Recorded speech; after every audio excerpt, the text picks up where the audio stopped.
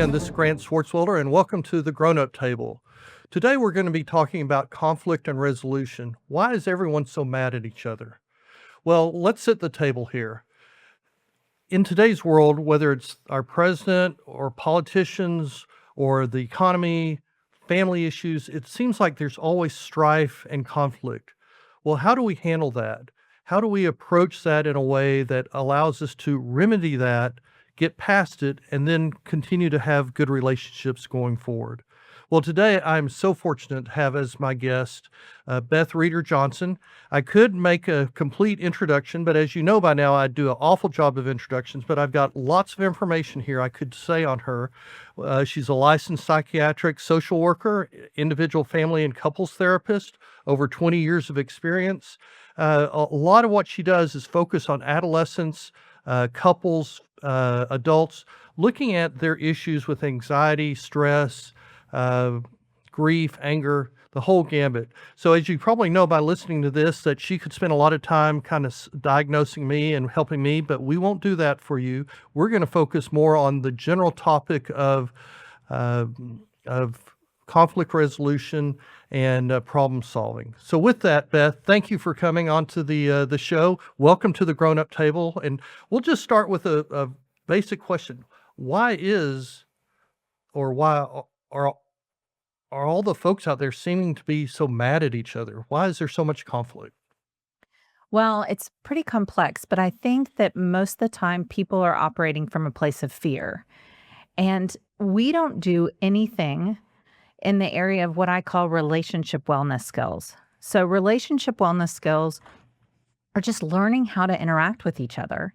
And I tease a little bit that I could have skipped Algebra 2 and had a relationship wellness class because I think those are the things we need. And truthfully, I think with the rise of technology, we need it more than ever because Sure. we used to get a lot more practice. And, just the small things. If I wanted to talk to a friend on the phone when I was growing up and when you were growing up, what did we do? We called. I'd pick up my phone and say, Rita Residence, and they'd say, Hi, I'm so and so. I'd like to talk to Sarah. I'd like to talk to Beth. And then either I'd start talking to them or go get my sister or whatever was going on. Right. I think the ability to interact with each other in our day to day, you walk around an airport, everyone's looking down at their phones, a lot of times checking out in the grocery store. It makes me so sad when people don't talk to the clerk. But now we've transitioned to a lot of times you're checking yourself out. So we've got an AirPod in, we're checking ourselves out, we're listening to something, we're doing something. We're not practicing the skills of getting along. And I think it's really hurt us as a society. And I think we need to get back to how are we going to learn these skills? And I don't blame anyone. It's not about, oh, we're doing something wrong. It's more about, I couldn't show up for that Algebra 2 test if I hadn't gone to any of the classes, if I hadn't done any of the homework. So if we start at the beginning, if I want to resolve conflict with you, how would I do that? Right? If we were having a dispute, and actually we could back it up one step more by saying conflict is normal. It's the normal undercurrent of every relationship. It's not the conflict that's the problem, it's the negativity, right? Because in marriages, with our children, with our coworkers, if we understand that conflict is going to naturally arise, then we're not surprised when it does. And we think, oh, this isn't a scary, terrible thing. This is just something I have to learn to manage. And if I can do that effectively using excellent skills and tools, then it's going to all be okay. But if I don't have any of those tools, if I don't have those skills, and especially if I'm hiding behind my computer, things can go very wrong. To unpack that, there seems to be a couple of points there. One, it seems like the communication aspect, the standing in the grocery store and not communicating, that's kind of a starter point for, I guess, how disagreements start, but also how you can get out of disagreements. Well, sure. I mean, the grocery store is interesting, right? Because we tend to not have And that's disagreements just in a metaphor for the larger the picture. husband and wife, the parent and the kid. But think about it. I'm in the grocery store and I have three things, and another woman or a man is in the grocery store and they have a whole cart loaded down. The normal nice gesture thing is that the person would say, oh, you go ahead. If we're Sure. kind of both going up to the line at the same time, the queue at the same time. So there's just common decency, but that right there is conflict. We don't need to sit down and manage that. It just tends to work itself out. And even if the person with a cart overwhelmed with items goes ahead and goes first, it just, you might grumble or think something to yourself, but usually you manage it and you move through. At home, when conflict arises, sometimes we need to talk about it, and sometimes you can manage it in your own head. Your kid leaves their backpack right at the front door entrance. That's not a good place to leave it, but rather than yelling or doing something, you think maybe they had to run to the restroom, or maybe they forgot something and they're running right back out. So what we do is we turn on our open and curious brain. And so if we're looking at a situation where we're open and curious and not fear-based, then before we get angry or upset or make a judgment call, I'm going to think, okay, I don't like that this backpack is here right in the middle of the walkway, but I'm going to get open and curious and wonder about what's going on before I make a judgment call, right? And then I might say, I have only one child. I might say to my son, hey, honey, what's going on with the backpack? And if he's like, oh, I just forgot something, I'm running right back out to the gym. I'm like, okay, that makes sense. I would do that too. I'd throw my purse down and I'd run, go grab the thing I needed, and then I'd head back out to my car. So there's no Sure. need for a big talk or a big conflict. If there But was, do you think that most people, like in that case, the son will he received that very positively and not threatening? But usually, it seems like people take even the most gentle of question as a threat or a more of a conflict creator. well, this is an interesting concept. I've worked, Harville Hendricks and Helen LaKelly Hunt have the creators of Imago therapy, and I'm a Okay. certified Imago therapist. I saw that in your list of stuff, so I just didn't repeat Yeah, tell that. no, So no, that's fine. But I mean, that is one of the hallmarks of my profession, because I think that body of work that they created is so wonderful at teaching people. It's not that there's something wrong with you. It's that you didn't get the skills you need to to utilize and move through situations easily. And if we don't come to situations with an openness and a curiosity, and they would even say a wonder about the world, then we're missing something. So if you didn't get that in childhood, if people did kind of snap at you, why is your backpack here? Oh my gosh, yeah, and didn't give you the benefit of the doubt, weren't open and curious with you, you move into your adulthood kind of treating others the same way, sure. right? So then you can go back and think, okay, if I don't want to treat others and my own children that way, how do I learn these new skills? And that's why people end up going to couples counseling, or maybe doing a class at their church, or doing, seeking out those kinds of skills. But I think right now we have a whole society of people, again, without that openness and curiosity to figure out what's going on with the other person. And certainly when things online unfold, I do not see in so many online comments anything about, I mean, people are just kind of mean spirited towards each other, which really, I don't know, it's sad. Well, it seems like the world is pushing that negativity, that disagreement, or really disrespect onto society, onto the individual, so that the first thing they say is more out of disrespect or out of more hostility than that open-mindedness. Right, because I think there's been a lot of studies on, if you get people in a room together, even that very, I think they've done studies with like a white supremacist and an African American man or a black man in the room together. And when What would you be put the perceived as natural adversaries. adversaries and you put them in the room together with a moderator, and they can have a very respectful conversation, right? I think when you get two people in the room together and you have them use I statements and just talk about themselves and share, what happens is empathy. So if I'm going into a conflict situation, I have to think, how do I do this? So if you get mad at someone in your life, Mhm. the most important first step in my mind, well, we can check our own internal world. I'm a cognitive behavioral therapist also with individuals. So that's my thoughts, are the story I tell myself. Okay. If I'm telling myself, you're against me, you're the worst, you're never going to understand me, then I'm going into that conflict situation or management situation in a pretty negative way. Sure. So I would You're about say, to get the result that you are right, I'm going to expecting. project this onto you, and you're going to show up and probably at least act a little defensive. So, what happens is if we get angry with someone in our lives and we feel upset, it's really great if we learn how to manage and calm ourselves down until we can get to the point where we can think neutrally about a situation and be able to understand that any conflict, think of it like a pie, and any conflict, everybody has a piece of that pie, right? Like you're not responsible for the whole pie. I'm not responsible for the whole pie, but I probably had a part, right? Right. And you probably had a part. And so the key to every person is figuring out what's my part of the problem, because that's the only part I can do anything about. I can't do anything about your part. And that's got to be hard because most people with the egos in today's world, they don't believe they have Well, and a I think part in that. they're afraid to admit they have a part because again, people with underlying old trauma sometimes think that to say they're sorry or to admit they have a part of a problem means they're bad. If I'm a healthy, Or it well-adjusted, shows weakness. yeah, or it shows weakness. And we are definitely in a world right now where that's not necessarily a cool thing, but you almost can't work through conflict without some level of vulnerability, Right. right?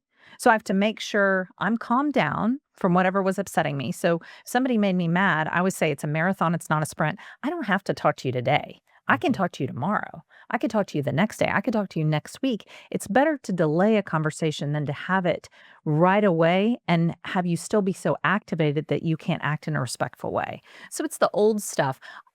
I feel like this when this happens. That's how we teach our children to talk to each other, Right. using I statements, talking about our own feelings instead of blaming the other person. Instead of you did this, you did that. It's I feel this when this happens. I mean, it's a pretty, rudimentary script, but it's pretty easy to follow. And the most important first step though is to make sure it's a good time for both people. Is now a good time to talk? And how do you and one way you can figure out if it's good or not, but a at the same point, if you keep putting it off, don't you just keep putting it off? How Certainly when in is the right time? And in some things, like real strong disagreements, is there ever a good time? So how do you go into a little more detail on that? Because I hear what you're saying, that you can tell if that person is upset, this isn't going anywhere, but you wait till what? Well, I'll just say I've been married 29 years and I was irritated the other day. We make a lot of chicken in my house. My son is very into working out, and I'd made a batch of chicken in the air fryer that morning, and my husband went through and cleaned out the fridge and thought it was old chicken and threw it away. This is not Bad husband, bad this is husband. not a big problem, Okay. right? This is a small problem. But for almost 10 minutes, I could feel irritation in my Sure, body, sure. right? That's not the time to talk to him about it. Then, So uh, you're talking about more on yourself, but yeah, obviously it takes 2 to tango. You gotta also make sure they're ready for your right. But it wasn't actually with that instance. Like, there was never a time to talk because I just let it go because it wasn't a thing. But say it been something that either and I encourage when I'm working with couples, I'll say, "Get a note in the notes section of your phone, and when you get irritated about something, mark it down and decide if it irritates you 30 minutes from right. now." When in the case you just brought up about your husband, back to earlier point you made is that he was doing something Kind. kind and trying to do something positive. And so Absolutely. you were able to step back, think about that, and put it in the right context. Yes, and I'm grateful that he's the kind of husband that helps out That around the actually cared house, enough to do something. right? I'm grateful that we can buy more chicken. I mean, there's a whole host of ways you can look at that. But that's what I'm saying. Doing our internal work on something. But say it was a bigger thing with a couple. Sure. I have a couple where they were at a swimming pool. The pools have all opened up here in Texas. They were at a swimming pool, and the husband was very frustrated with his wife because he felt like she wasn't attentive enough, looked away, or was visiting too much and wasn't watching their 4-year-old. And it just feels like she's not a strong enough swimmer. So we did a session around that. And is now a good time? So even in my office, I have people practice. Is now a good time, right? And so it's really important that both people say, yes, I'm ready. And that the person, the sender of that message, I almost think of it like a seventh grade paper. Mhm. You want to have like just your thesis sentence and then 3 supporting points of what upset you about that. And then I'm also going to make sure to guide them after the facts have been stated Right. into their feelings. And the other thing the other person does before they say anything back, I have them mirror. So what I'm hearing you say is, Okay. right? It's either reflective listening or called mirroring. Okay. It's a wonderful. So if you want to cut down on conflict in your life, make sure it's a good time for both of you. And then when someone is talking, mirror or reflective listening back. The one I'd caveat, almost back up even before then because being in the moment and actually truly listening first, right? I see that as a huge issue. And if you're not even listening, it's hard to reflect or mirror or do anything else. So being in that moment seems to be, if I could offer a friendly amendment and you can either accept it or not, it seems like just being in the moment to listen and hear is really the ultimate starting point. Well, and you're right. And certainly when people are in my office, I have them make eye contact. I have them Right. take 3 deep breaths together to make sure we're really listening because according to neuroscience, if we breathe together and look at each other, we make sure we're gazing at each other instead of glaring at each other. Everybody's devices are down, so you Yep. know you're really ready. So you're right. You want to prime your home or your office in that same way. Like, are we really looking at each other? Can we be face to face? Can we really have this engagement with each other? And we're really ready. And So so from there, you're then reflecting, you're using this mirror to go back and pick that up as to what that means again and so if how that someone says, works. I'm upset, it could be anything. I'm upset that I feel like you haven't been present with the children lately. I'm upset that I didn't think you were watching our kid enough in the pool. I'm upset because I don't think you're helping out around the house. I mean, I've heard a lot about the dishes in my 20 years in Oh, private yeah. practice, a lot. Um, Is that the number one? Is dishes or no, is it no, I mean, bathroom or in-laws, in-law? Oh, I sex can. life, Oh, so parenting. there's a long Oh, list. there's a big list, Okay. but you handle it the same way, which is Sure. and again, the sender then is trying to keep it concise enough that the other person can mirror. So in my office, I've kind of set up the rules of this, but you know, Imago therapy, and there's a book out there called Making Marriage Simple by Harville Hendricks and Helen LaKelly Hunt. It's wonderful, but you can also just look up Imago relationship therapy online. Like that will give you tools. Okay. But conflict management, this also works in the workplace. So it doesn't work as clear cut in terms of I've given everyone the rules, but if someone's upset or angry with you and you mirror back to them what they're saying, so what I'm hearing you say is you really feel like I wasn't listening during our meeting. You really want me to be more attentive or more present, or you want me to take a more active approach in these meetings. Am I getting that right? And if they say yes, is there more about that? I love the is there more question. I feel like Yes. it's like so generous in our world where most people are sitting around waiting for the other person to stop talking so they can get to talk. Mhm. And instead, you're saying, is there more? Like, I'm willing to take more. I'm willing to listen. That is the point you just made, though, is in one way I can see people talking too much, but I can also appreciate your point that people are ready for you to stop because they are ready to jump right in with their counter. Yes. And some people that repeat themselves over and over again, and that used to be me. So I'm taking full ownership of that. It's because they didn't feel heard. So if you mirror them, what I'm hearing you say is this: did I get that? So what I'm hearing you say is that no, I Yes, but see, I that's was actually exactly trying. but that's Yeah, it, right? but And I will say the caveat with this is teenagers. If you mirror teenager, unless the teenager really knows the whole dialogue script, okay. and anyone who wants to email me, I will send you his dialogue script for sharing an appreciation or sharing a problem or an issue. I'm happy to do that. But it is one of those things where the teenager really has to know what you're doing, or they'll be like, will you stop saying what I'm saying? This is driving me crazy. Like it really doesn't work with teenagers unless you're very subtle at your reflective listening, like a full mirror, one for So I one don't word. even know, would it really work with adults? I could see a lot of my peers having issues with that too. So you might be giving more credit to grown-ups as opposed to the kids at the kids table. Well, so what I would say to that is I'm going to mirror you, because we're in conflict right now, and I want you to know how much I want to understand what Okay. you're saying, Fair. right? I'm really trying to get you and understand what's upset you about this, and I really want to get to the bottom of this with you. It's my intention to work this out with you, and I'm not afraid of the conflict. I know that we're two individuals, and it's okay for us to have differences of an opinion, but I'd like to get it. I'm open and curious about that. And I think there's a big difference between people who are open and curious about other people and who are so scared. And to your earlier comment, I think in our world right now, and I think this is largely because of social media algorithms. I hate to blame them all on this because it Well, certainly was somewhat there it's meant for before. conflict, It so really is to silo us and make us feel sure. different because in so many ways we are way more alike than we are different. And I always think of these levels like you're either suffering, you're surviving, or you're thriving. And I feel like when we are scared of other people's otherness, we are suffering. We're so scared that what you might say might offend me, that I'm just going to stay angry. That is like a kind of a terrible way to live. Where if I'm like, I can pretty much hear what anyone has to say. And if I don't agree with them, I'll just say I don't agree with them. I don't have to be like fundamentally offended to my core, and some people say pretty hateful things. And I will say, I don't like that speech.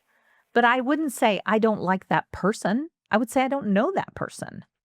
Yeah, I think the social media example is so important because the more exaggerated the claim, the more your algorithm in, increases and more people you get. So you're almost trained to be over the top.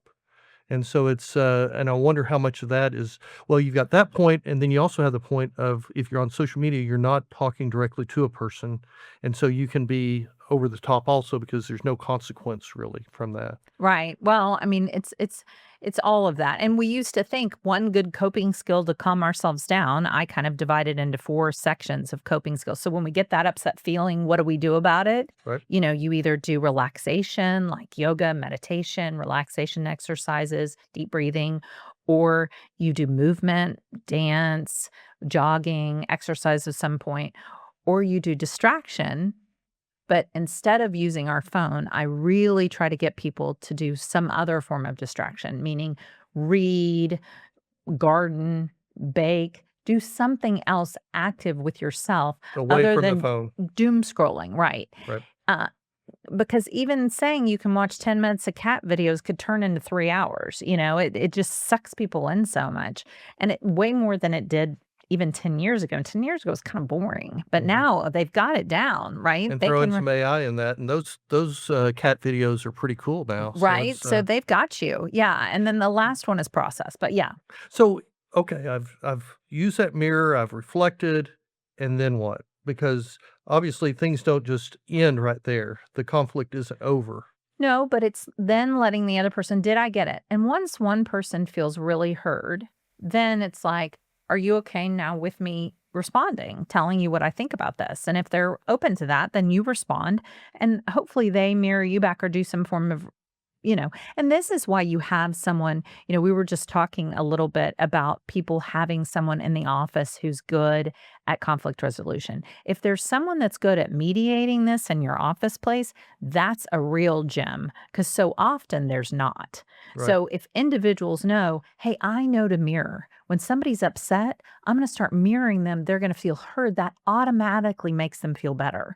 And then if they do that for me in return, we're going to at least understand. And then it's amazing that solutions present themselves. Or there's just so much more empathy that, if the parent who was worried about the other parent not watching the kid enough in the pool, and if the parent mirrors that back, gosh, what I'm hearing you say is you felt like I was distracted the other day at the pool and I wasn't watching Jimmy enough.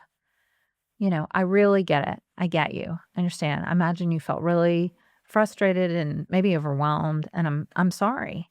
Th- Then there's no more conflict. All right. I'm going to keep pushing on this because you it sounds like the other side in that example get it, and that mature enough, open-minded enough, but what if they don't get it? What if that other side, how do you are able to mold them or teach them or to be that open-minded, to be able to accept what you're saying to them? So, obviously my experience is in the therapy office. Sure. That's where most of my experience comes from. There's certainly conflict that happens out in the world, Yes. as well, Quite a bit. that I've dealt with, in terms of all sorts of people. And in my, I've been married in my own family. What we do in the therapy office is we have this regimented way. And I do also ask them a question about, is this like or not like your childhood? Because something for us all to realize about ourselves is that if something happens that triggers something in our childhood, it can make us more upset. And so so when we talk about what's my part of a problem, my part of a problem might be that I'm not good when people yell at me. Like, not great at all, Sure. right? Most people I would think would agree. But I Okay. really shut down. Okay. Like in a work setting, when I was in college, I worked in a law firm. Oh, And I mean, I could not, one of the partners like to scream. And I mean, I just would freeze up. I just could not get myself to engage in any sort of a way that was productive. And I would just totally freeze up. And so it wasn't good at conflict resolution because I couldn't even, like, I could barely say, okay. Like, I would just, and that had to do with my growing up experience, right? And so if I recognize that about myself, I think this is my part of the problem. I'm not the one yelling, but I am the one who can't engage it all. So mhm. that's my part to work on. So if everyone kind of is evolved enough to know, okay, am I so impacted by whatever happened here because I don't feel heard or I don't feel respected or I don't feel whatever. Is this like or not like my own childhood? And if so, do I need to heal something a little bit of myself or work through that? I'm telling you, journaling. Nobody wants to journal. Journal is as effective as therapy. Tell you, my daughter has started that, and she finds that so useful as a kind of a release and just a kind of chance to reflect, but also just discharge that energy, that stress. Yeah, make a circle on a piece of paper. It's not hard stuff. And think of it as a pie and think, what part of this problem is mine? And what has gotten me so upset about this? And just ask yourself, is this like or not like my childhood? And maybe it's not. Maybe it's just a brand new issue. But you have to understand yourself enough to know why you're upset before you go into a conversation and try to work through that conflict. And if we do that prematurely, you're right. I think that's what people do a lot. And I don't think it works out. And do you think that's mainly childhood? Because I could also, that was one of the questions I wanted to ask of uncovering the real issue, because there's so much history that I bring to a conversation. And whether it's my childhood or someone doing me wrong that has the same hair color as you do, or whatever, that there's, Did a redhead wrong you? I'm sorry. well, at my age, I could probably list a whole lot of people that have wronged me, but it's, understanding what baggage I'm bringing so that and how that's going to affect the way I respond to you. You're absolutely right. And I've had people bring that up before. So it's any of my old stuff. So I tend to think childhood is the root, but you're right. You might not recognize it as childhood if you've had a first marriage and someone is doing exactly what a first wife or first spouse Sure. did, right? And you're like, oh, I hate this behavior because it's just like them. Now, in my little imago brain, I'm guessing that it also ties back to childhood in some way, but the more So you obvious do believe it all example, comes back to the childhood, I I have or seen most of it does. the biggest conflicts are usually that people don't get what I call each other's underneath. So if you think about in a marriage, we all start out in romantic love. We've got all this great dopamine and oxytocin and all these great chemicals, and we want to stay up all night long and talk to each other and get to know all each other. And we are so open to the other person's others. We're open to the other person's otherness, right? We want to know them. But secretly, we're all hoping a little bit that they will get us and complete us, which is Sure. bunk. Okay. It's How not so? true. Well, it's like that Jerry It's not Maguire. true that they will complete you, or It's that not true that they will complete you. okay. That movie, Jerry Maguire, which I'm definitely dating myself with this movie, but there was a line in that movie, "You complete me." And I Yes. literally wanted to throw something at the screen during the movie. I was like, nope, No one's going to complete you. You have to complete yourself. They will want to engage in relationship with you, but you've got to do the work to feel completed on your own. No one is going to complete you.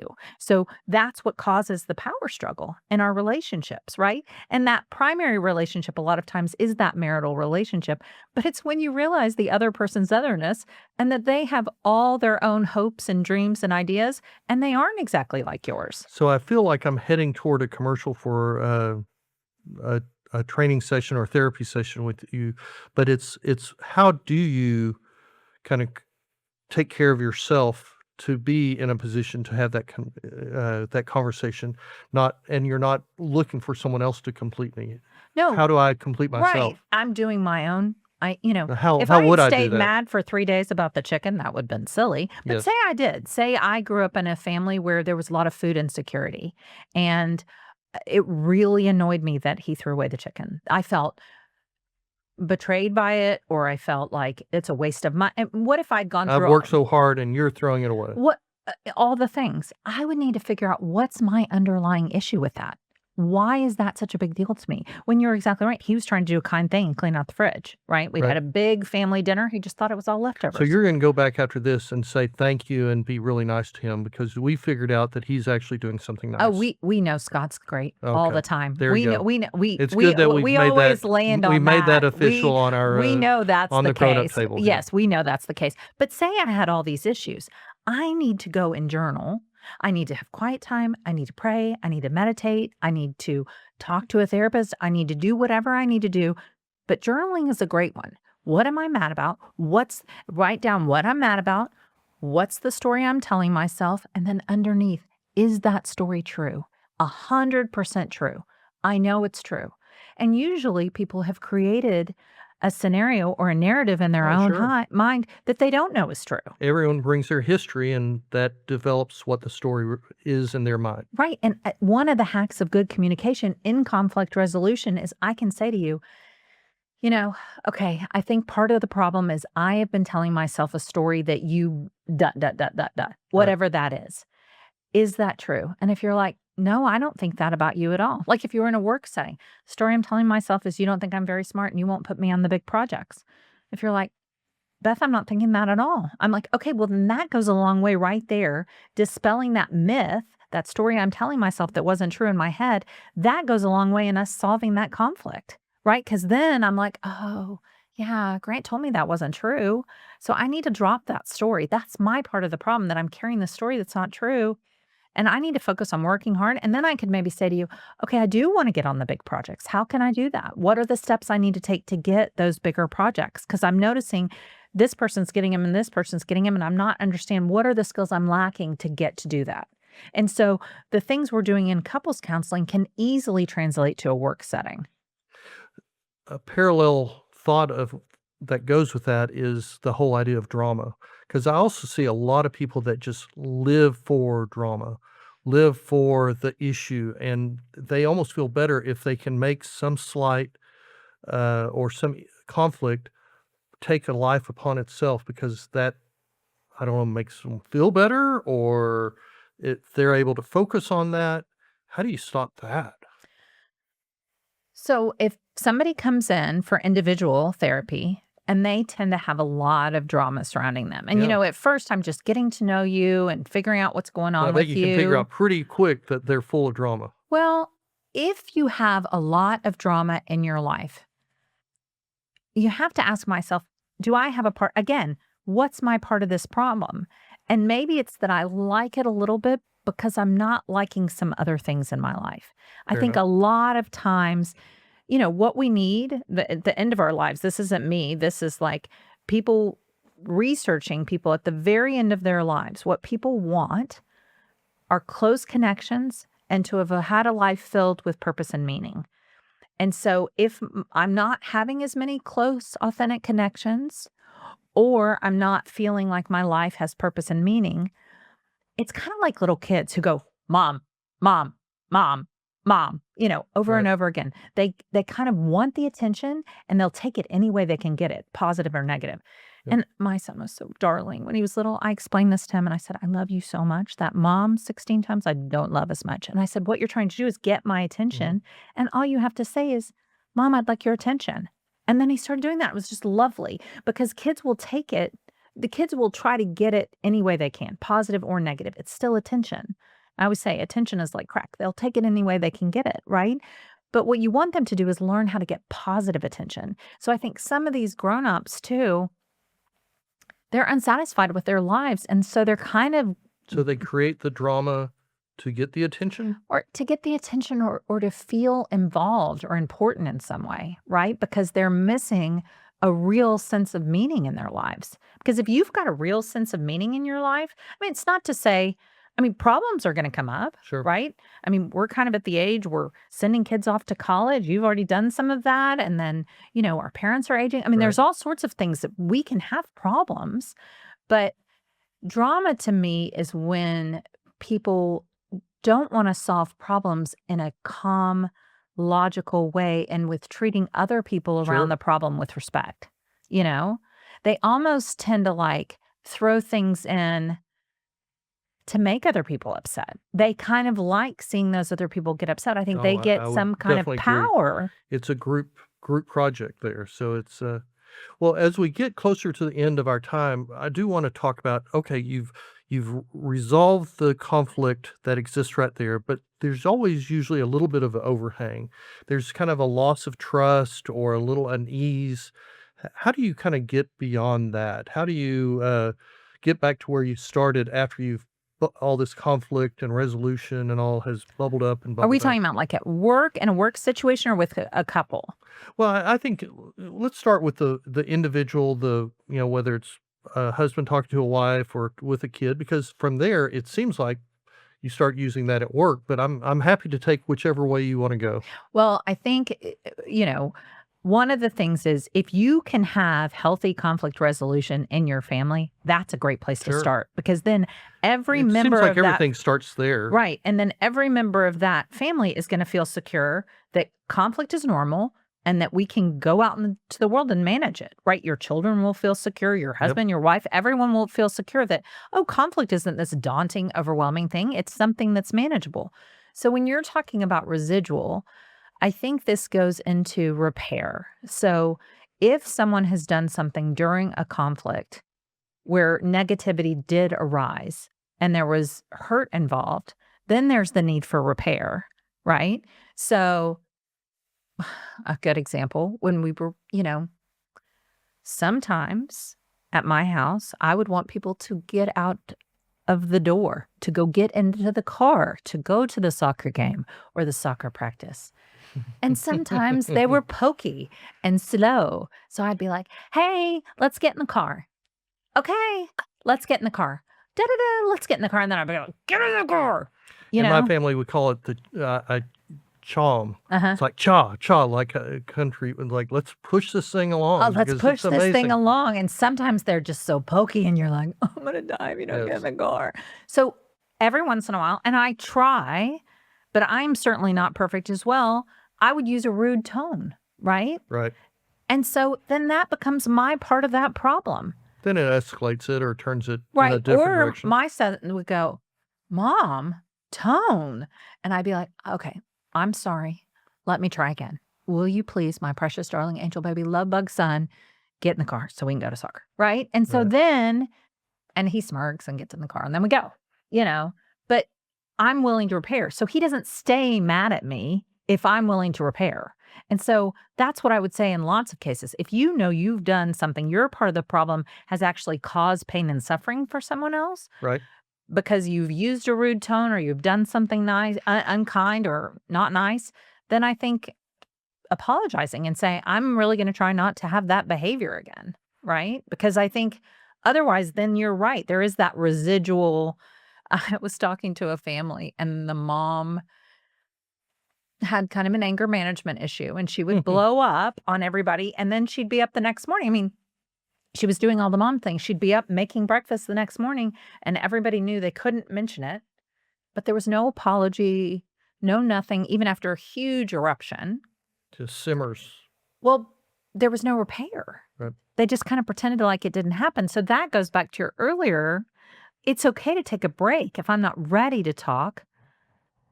but I should make a plan for when I will be ready. Like, I'm not going to let this just go unless it's just that's why you make a list. If something's not a big deal, I mean, I don't know.